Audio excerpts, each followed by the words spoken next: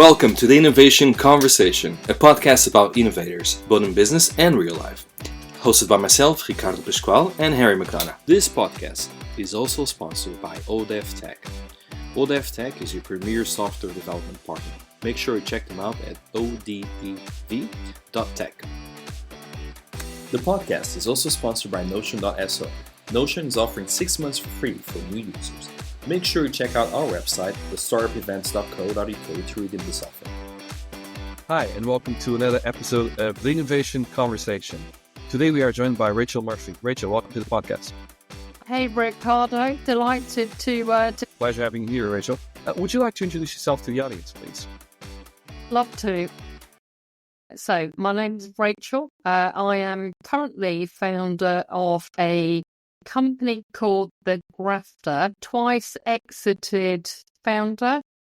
Previous businesses were both in and around healthcare and consultancy. And how did you get started? Because it's a very long journey. I know you've done quite a lot of stuff. You're kind of underplaying it now, but I know you have a brilliant history to share with the audience. So would you like to tell us a bit more, please?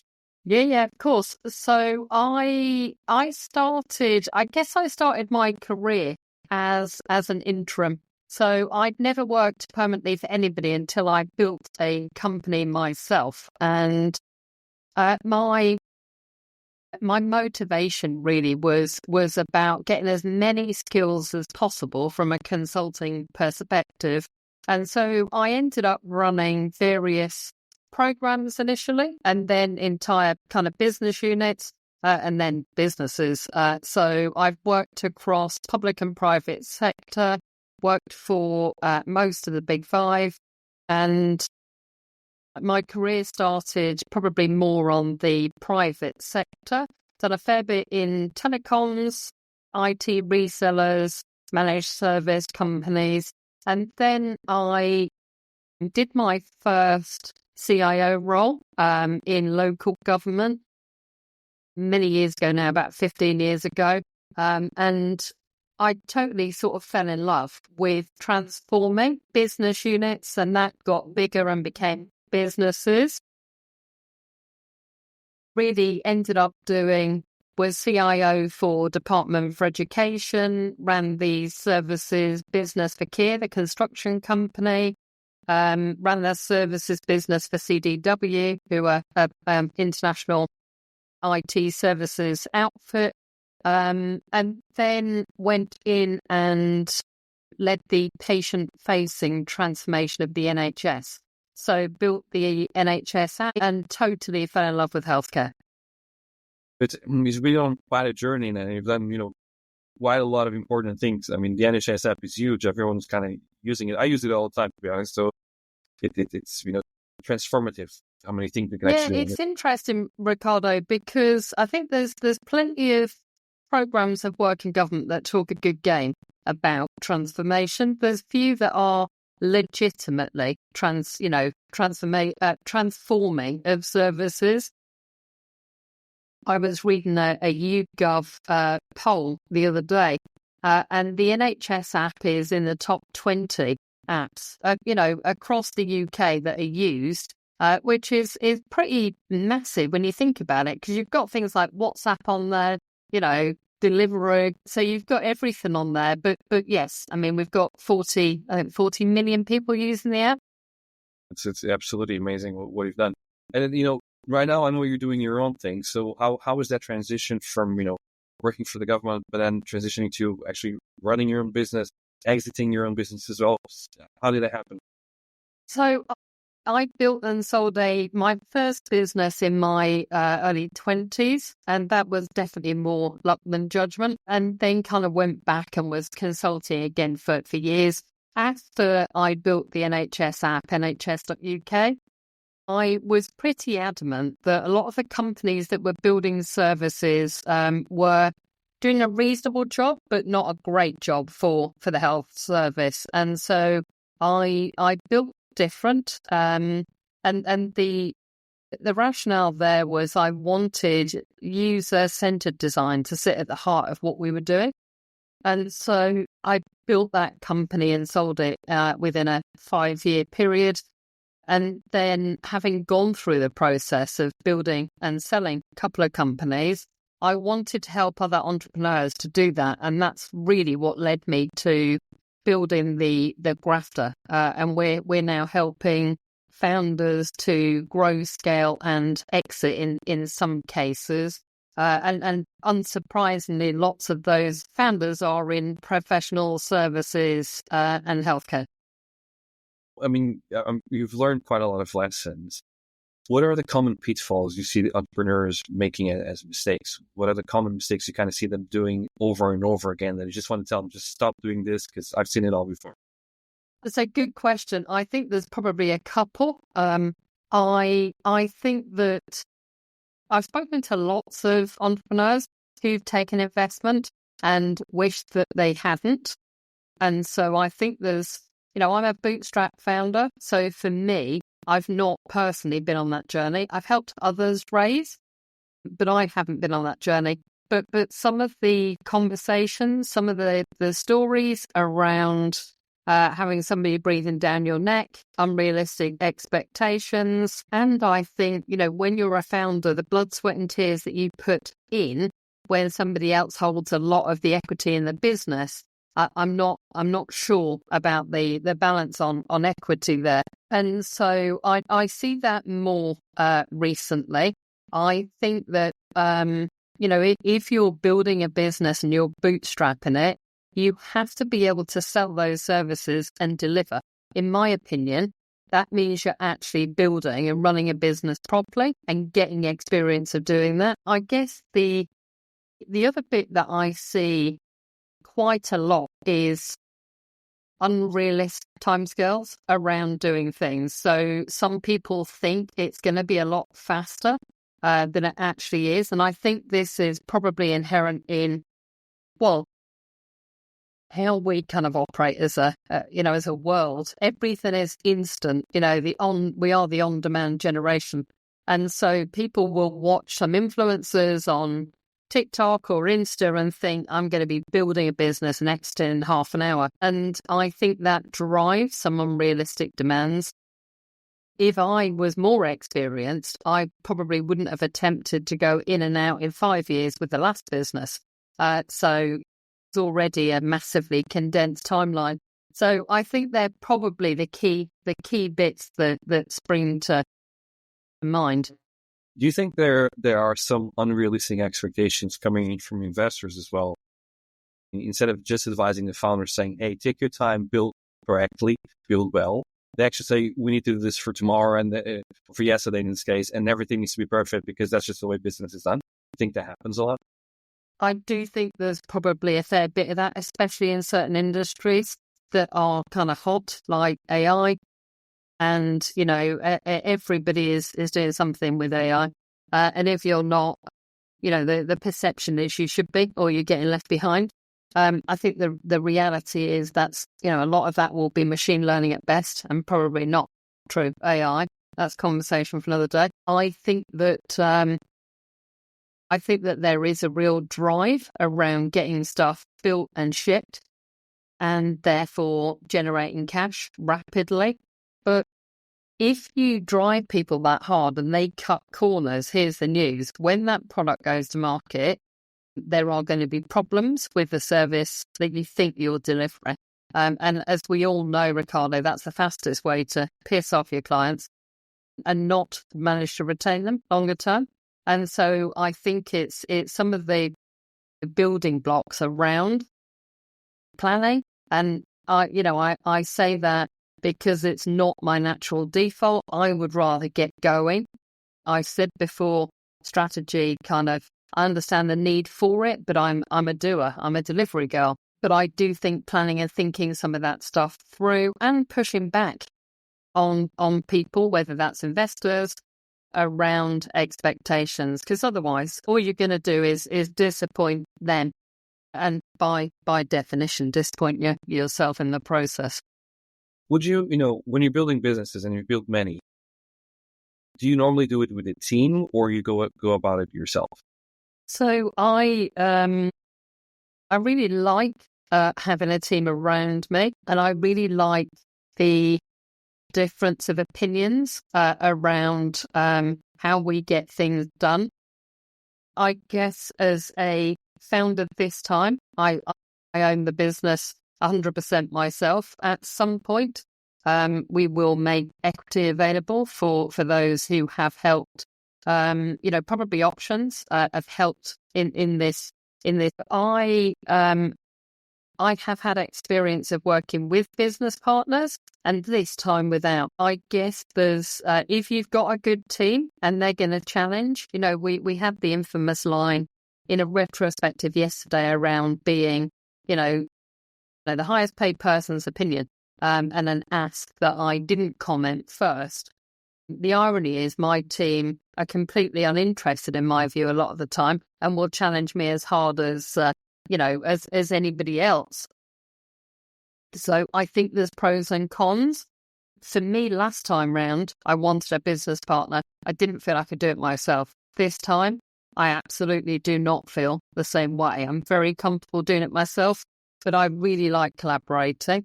I love working with other entrepreneurs and I love working with a team because it is a diversity of opinions and challenge. And I think, sometimes founders, I don't know, they kind of they believe their own hype a little.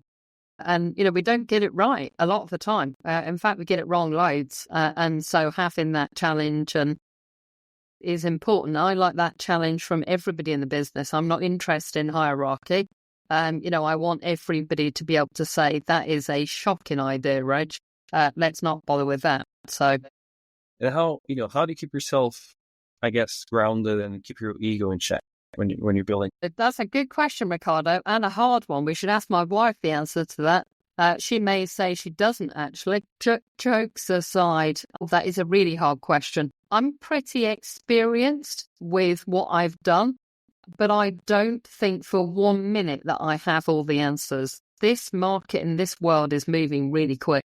And so, I'm 46 from an age perspective. There are lots of people around me who are tapped into social media in a way that I probably will never be now. Platforms like TikTok, I don't use at all. I suspect at some point I'm going to have to, but I don't, and I'm resisting it. But I think the highs and lows of running a business are a really good check for ego, because we get so many things wrong. And anybody who's saying they don't, I think, is a bit of a fantasist or bloody lucky. But the reality is it's a roller coaster of emotion. And I have times where I think, Jesus, why am I doing this again? And then I have times, most of the time, where I thoroughly enjoy it. I kind of relish the challenge. I love the learning. But I guess I've got a pretty good understanding of me, is the honest answer, Ricardo, these days. I've done a lot of work on me, had loads of therapy over the years. I'm very open about the fact I'm in a 12-step fellowship, 10 years sober. So I guess 46-year-old me just knows me better. If I had the confidence at 20 that I have now, I'd have been very dangerous. I know a lot of people are listening into this. They're just starting out their entrepreneurial journey, and they're facing a lot of problems, right? And they're facing a lot of those very dark moments. So what advice would, 46-year-old Rachel give, to the 20-year-olds listening to this? What would you tell them? I would tell them, the same thing I tell myself a lot of the time, which is a bad day running a startup is much better for me personally than working for anybody else any day of the week. I am not great to manage because I am very ADHD, and I'm very happy to get it right or wrong, providing I don't have somebody on my case. I've never been great with authority.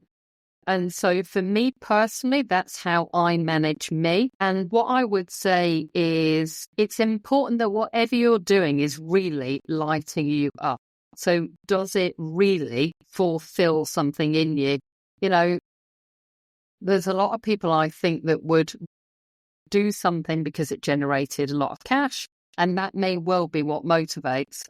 We all have different motivations. But I think for me, if what you're doing is that kind of, tied to your North Star as a person, the impact you want to make in the world, and it's something you deeply believe in, then that will see you through some pretty horrific times. And get a community, get a network of other founders, entrepreneurs who are at varying stages who you can pick up the phone to, or WhatsApp, or voice note, or DM and just go, Jesus, I'm having a mare. I was chatting to a lady I met at an event, maybe 6 weeks ago, Femtech event, one of the best events I've attended, actually. It's called Cis Global. And I was chatting to her last night, and she's super early stage. She is going to raise $500,000. She's then going to launch, and she has such a powerful plan for what this business is going to look like in 12 months. And her energy is infectious. And I think it's about, she deeply believes in what she's going to go and do. So you've got to want it, because a lot of it is not going to be glamorous. And it's hard work. And so my advice is get that community, strap in. There is no substitute for hard work. I'm yet to meet anyone who, does this bloody 4-hour day and makes a rip-roaring success of stuff. And maybe they're out there. Please, drop me a line. Let me know where I'm going wrong. But I think if you deeply believe and you want to make a difference and it kind of really lights you up, then you're onto a good thing. But it's a roller coaster. It's massively up and down. And emotionally, I find that easier to deal with now than I would have done 20 years ago. I'm always curious about one thing. I know you have a published book, and one of my passions is actually reading biographies of successful people. Who inspires you? Who's that person on the back of your mind saying, "Oh, they've done all this, so," and I think I can also do the same. So who's that? Yeah, that's a really good question. So probably an unusual response, actually, but I'm going to give this one a go.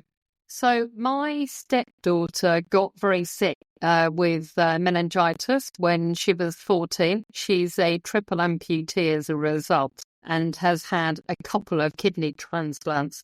And I think watching Charlotte go on that journey over the last 16 years blows my mind. Her resilience and her ability to get up and carry on, with unbelievable amount of kind of, personal medical drama. So I think from a personal perspective, Charlotte is a massive motivation. And if we're talking about like business people, I met one of my absolute heroes for the first time in person last week. And that's Stephen Bartlett. And the reason I like Stephen so much is, I think he has like the dream job because he gets to interview super bright people and learn all day. He was fantastic. He was great on the stage, very authentic, super smart, very fast brain. I'm quite a fan of him. And I guess, they are the two that immediately jump out. That's strong examples. They're absolutely brilliant, motivation from both of them. That's deep, very deep. I'm curious, what does the future look like for you? I know you have your plans, your ambitions. What can you share with us? That's $1 million question. I think the future looks like going back to what I've just said about really having a passion and being completely lit up by something. I suspect at some point in my future I will do some work in and around addiction because it personally is a big part of who I am. And I don't know in what way and I don't know how, but if anybody works in this field and is listening and wants to have a conversation, I'm absolutely up for that. So I would like to explore buying businesses because I haven't done that yet, and maybe knitting some of these businesses together and seeing how that plays out. I've done some investing, some with some success, some with less. But for me, I think the learning is a massive part of how I operate. I'm very interested at the minute in learning around kind of buying businesses and that whole side of the market, which is new to me.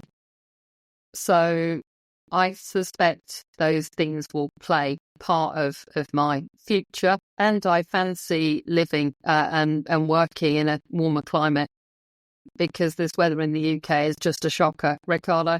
So I think that we're going to have a little adventure in Spain next year for 3 months, and we'll see. I just think the nature of the work that I'm doing now, I can work from anywhere.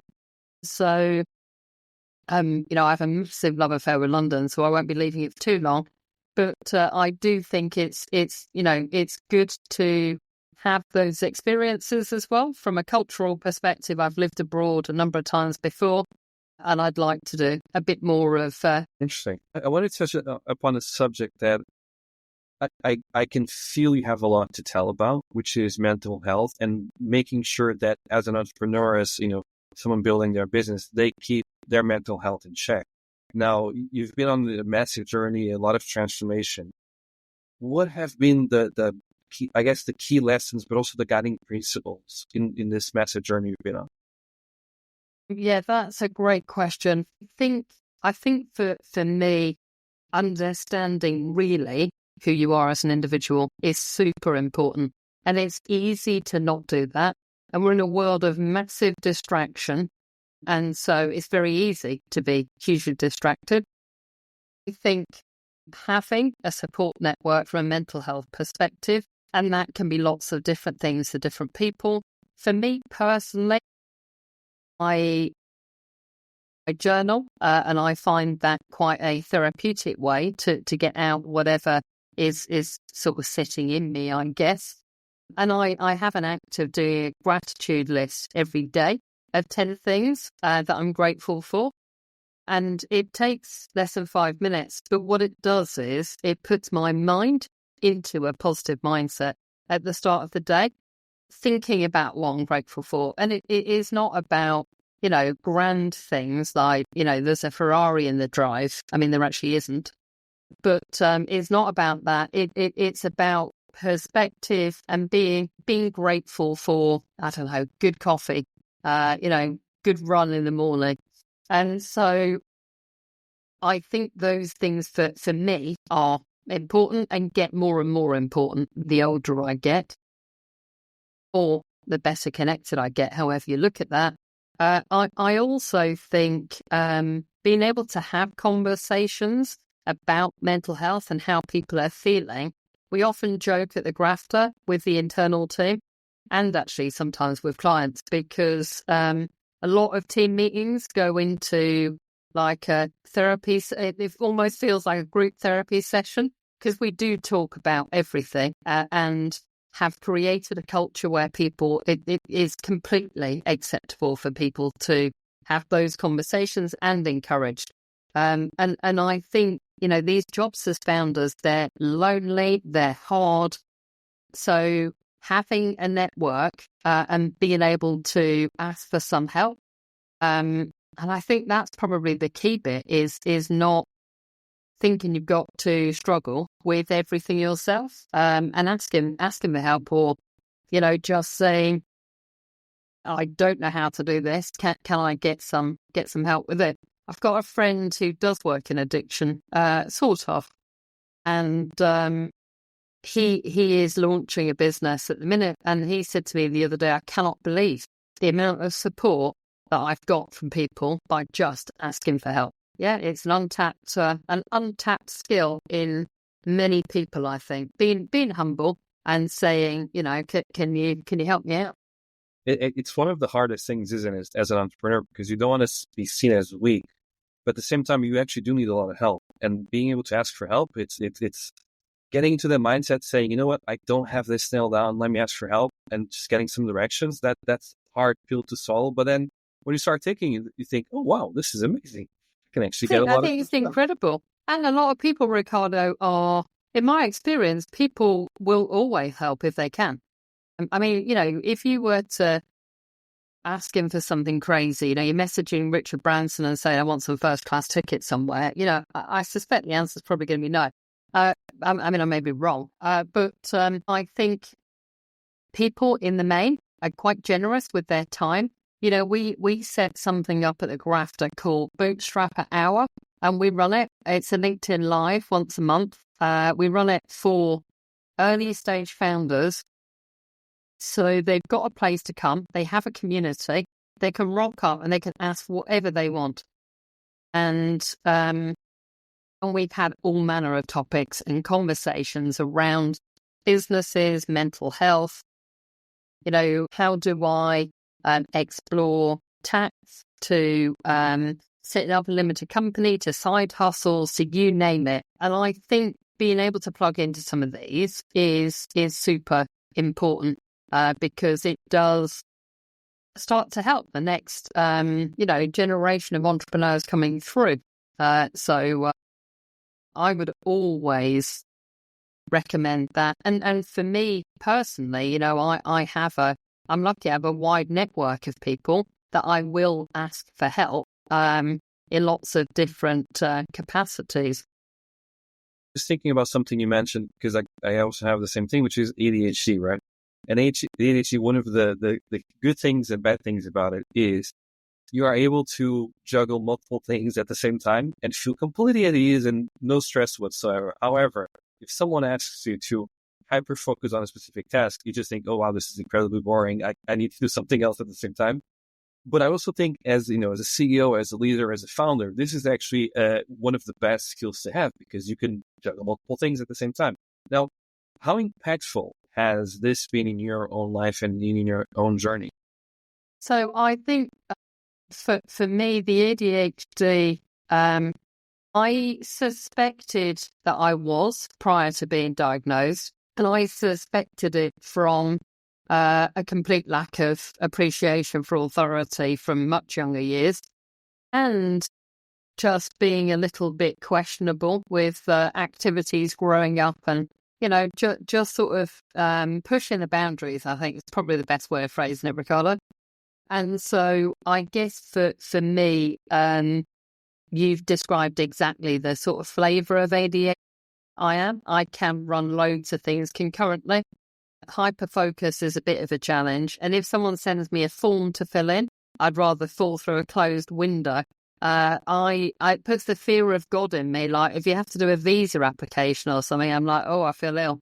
But I'd also, I would delay that stuff forever and a day because it's, it fits in the category like going to the supermarket for a weekly shop, i.e. never going to happen. I'm just not wired that way. And I accept that. And I think the other thing for me is I'm lucky I've had a PA support me for a long period of time who is very au fait with ADHD founders. And I think by recognizing some of that stuff that bores me is much better handled by other people. To make sure it actually is done is key. It's funny. I mean, this thing's like bounced around my head, so I'm going to say it.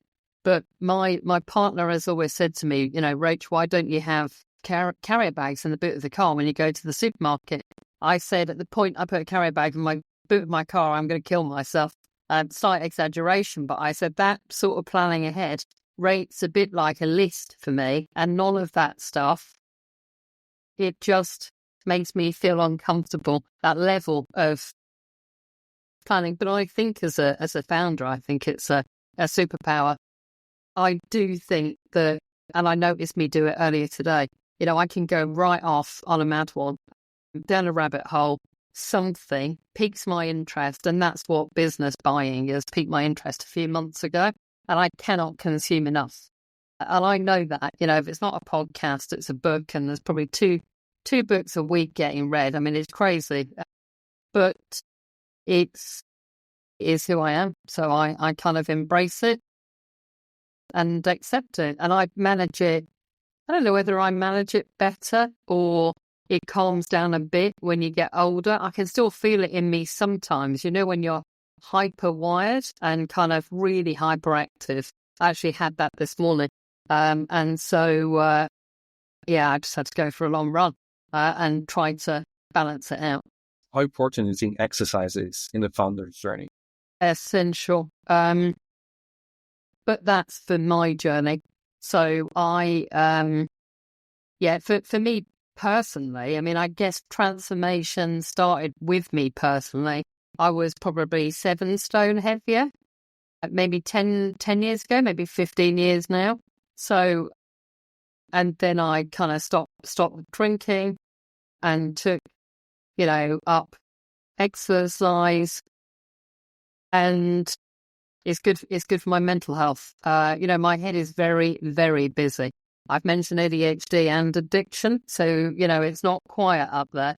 I wish it was, Ricardo, at certain times, but it's very rarely quiet. So being able to do activities that take me out of my mind, like, I do Muay Thai, do martial arts, run, I do some weightlifting, but also like meditation, slowing down is actually very important for me because everything goes a million miles an hour. So being able to slow down is definitely a work in progress, but it's a handy skill to have. As we're reaching the end of the podcast, I wanted to ask you advice that I think a lot of our listeners would like to listen to, which is, can you share some pearls of wisdom that you've learned from your own journey and you like to tell people starting out? Yeah, of course. I think pearls of wisdom, for sure. Cash flow is king or queen. However you feel comfortable with that. For any entrepreneur, if you're not managing cash into the business, there is going to be a fundamental problem pretty quickly. It's the most basic advice imaginable, but for me, I think it's probably the most critical. I think the other bit is for entrepreneurs, it's an important question to ask yourself. Are you creating a job for yourself, or are you actually creating a company? Because a lot of us dive in and build something that we love doing. But is that building a job, or is it building a company?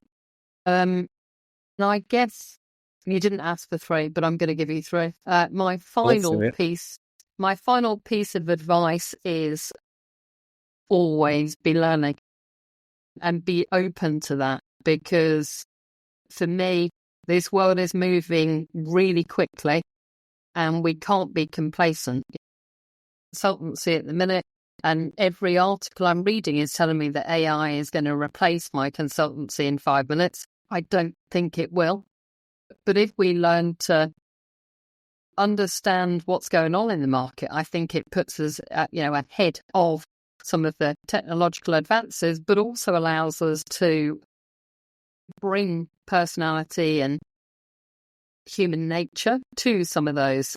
And so for me, learning is absolutely key. Rachel, if you want to reach out to you, how can you do that? So thegrafter.com is the company website, and I am on LinkedIn more frequently than I should be. So Rachel Murphy on LinkedIn, and recently debating whether I should be back on Twitter, but I don't want to start a big fanfare of debate around that. So yeah, that's where people would find me. Rachel, thank you so much for your time. I really enjoyed it. My pleasure, Ricardo. Thank you for having me. It's been a pleasure. Thank you. All right. The podcast is also sponsored by Notion.so. Notion is offering 6 months for free for new users. Make sure you check out our website, thestartupevents.co.uk, to redeem this offer. This podcast is also sponsored by startupnetworks.co.uk.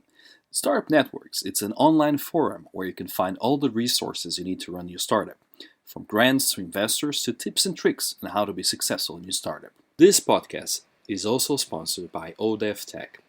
ODEV Tech is your premier software development partner. Make sure you check them out at odev.tech.